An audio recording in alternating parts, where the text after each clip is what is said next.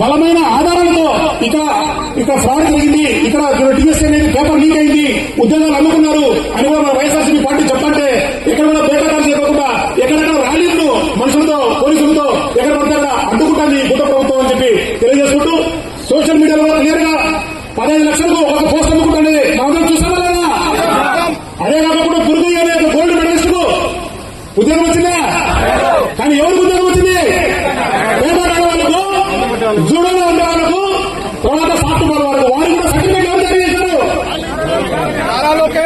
ఇక్కడ local association వాళ్ళు జారీ చేసిన వాళ్ళకు ఉద్యోగాలు ఇవ్వడం జరుగుతుంది. సో గతంలో జగన్మోహన్ రెడ్డి గారు 1,30,000 ఉద్యోగాలు అంటే మన సచివాలయ ఉద్యోగాలు ఒకటే దఫాలో ఇవ్వడం జరిగింది. ఎక్కడైనా కానీ ఎవరన్నా కానీ వైసీపీ నాయకుడు మేము ఇంత నమ్ముతామని చెప్పే ధైర్యం ఉంది అప్పుడు. అంటే గత ప్రభుత్వంలో పారదర్శకత ఏ రకంగా ఉంది, ఇప్పుడు ఏ రకంగా ఉందో మీ అందరికీ మనందరికీ కూడా కళ్ళకు కనబడుతుందని చెప్పి తెలియజేసుకుంటూ, సో నేను నా ఉపన్యాసం స్టార్టింగ్ లోనే చెప్పాను, ఈ కూటమి ప్రభుత్వం విద్యకు ఉండేటువంటి ప్రాధాన్యత తెలియక లేకపోతే బాధ్యతారహితంగా వహించో నిర్లక్ష్యం వహించో చేయడం లేదు. వారు కావాల్సిగానే దానికి ప్రాముఖ్యత తగ్గిస్తున్నారు. ఎందుకంటే ఈ రాష్ట్రంలో వీళ్ళని ఎక్కువ మంది నిరుద్యోగులు ఉంటే ఈ కూటమి ప్రభుత్వాన్ని వాళ్లే ఆర్జించే పరిస్థితి తేవాలనేది వాళ్ళ ఉద్దేశం. తదుపరి కూడా చదువుకుంటే వాళ్ళ కాలపరమైన నిలబడతారు. వాళ్ళ కాలపరమైన నిలబడితే ప్రభుత్వాన్ని ప్రశ్నిస్తారు. ప్రభుత్వాన్ని ప్రశ్నిస్తేనే గతంలో ఢిల్లీలో ఏం జరిగిందో చూస్తాం.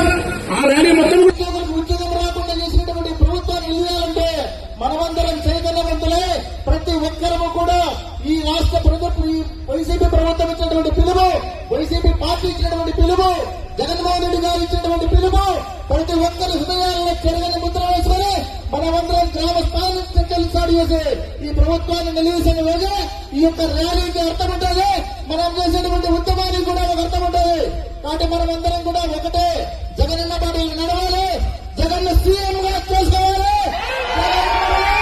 ఈ యొక్క ఆంధ్రప్రదేశ్ లో సువర్ణ ఆంధ్రప్రదేశ్ గా లెక్కించుకోవాలి. మరలా జగన్మోహన్ రెడ్డి పరిపాలన రాష్ట్రానికి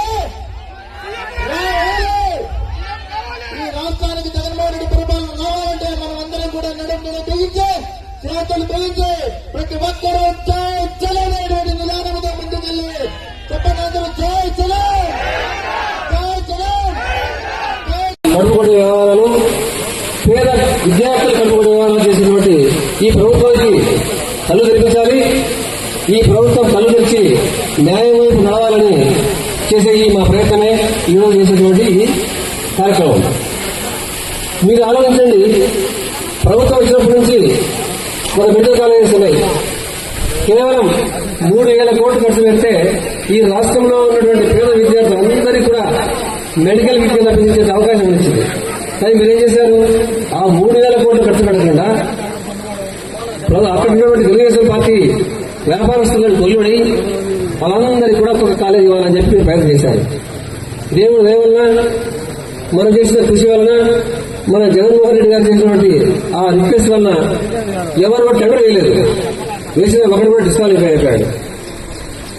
అదే ఈరోజు మీరు ఆలోచించండి, ఇది ఏదో రాజకీయం కోసమో వైఎస్ఆర్ కాంగ్రెస్ పార్టీ స్వార్థం కోసం ఈ యొక్క డిఎస్సీలో నిరుద్యోగుల అన్యాయానికి వ్యతిరేకంగా ప్రభుత్వం పైన పోరాటం చేస్తున్నారు.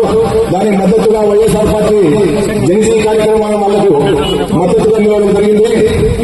ఇప్పుడు డిఎస్సీలో ఉద్యోగాలు పొందినటువంటి టీచర్లకు మేము వ్యతిరేకం కాదు, వాళ్ళందరికీ మేము కంగ్రాచులేషన్ చెప్తాము.